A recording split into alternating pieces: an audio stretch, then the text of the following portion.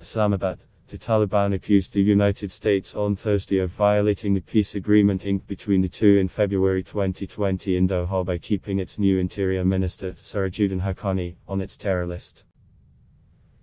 This statement was issued by the new Afghan government hours before some 200 people, including Americans, left the war-battered country in the first international commercial flight to depart Kabul airport for Qatar, since US forces left Afghanistan 10 days ago.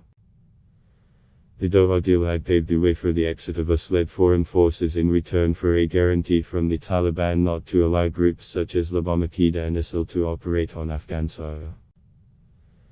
In the wake of the deal, the US had pledged to remove Taliban members from international terror lists.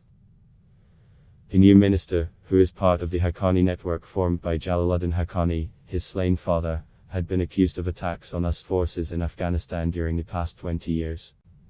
He is on the FBI's most wanted list and carries a $5 million bounty on his head. He is also on a union blacklist along with over a dozen other Taliban cabinet members, including acting PM Mullah Muhammad Hassan Akhund. Pentagon officials have remarked that some cabinet members of the Islamic Emirate are family members of the late Haqqani Sahib are on US blacklists and still targets, read a statement issued by the Taliban Foreign Affairs Ministry. The Islamic Emirate considers this a clear violation of the Doha Agreement, which is neither in the interest of the United States or Afghanistan, it stated, referring to the agreement signed in the Qatari capital. According to the statement, the Haqqani family is part of the Islamic Emirate and does not have a separate name or organizational setup.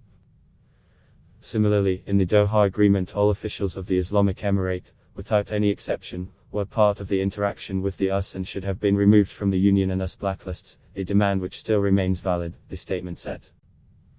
It termed statements by the US and other countries as provocative and accused them of trying to meddle in the internal affairs of Afghanistan. This statement added that Afghanistan condemns this in the strongest terms. Such remarks by US officials are a repetition of past failed experiments and such positions are detrimental for America, the statement said. We urge that these incorrect policies be immediately reversed through diplomatic interactions, it said. For the past few years, Kabul airport had been known as Hamid Karzai International Airport. The Taliban have now renamed it Kabul International Airport. On Thursday morning, a Qatar Airways plane had arrived in Kabul carrying aid. In the evening it departed for Doha with passengers, including a large group of foreigners, on board. During a recent visit to Doha, US Secretary of State Antony Blinken had urged the Qatari authorities to help them with evacuations. Hundreds of Afghan citizens who had helped the US military were unable to get out in last month's US airlift. More than foreigners and Afghans fearful of Taliban rule have flown out of the country so far. In a press conference at the airport, Qatari Special Envoy Mutlaq bin Majd Labama Qahtani described Kabul International Airport as operational.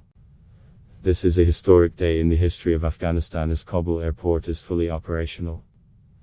We have been faced by huge challenges, but we can now say that the airport is fit for navigation, he said. Qatari and Turkish technical teams have helped restore operations at the airport, which was damaged during the chaotic evacuations of tens of thousands of people to meet the US troop withdrawal deadline of August 31. Ad block test Y.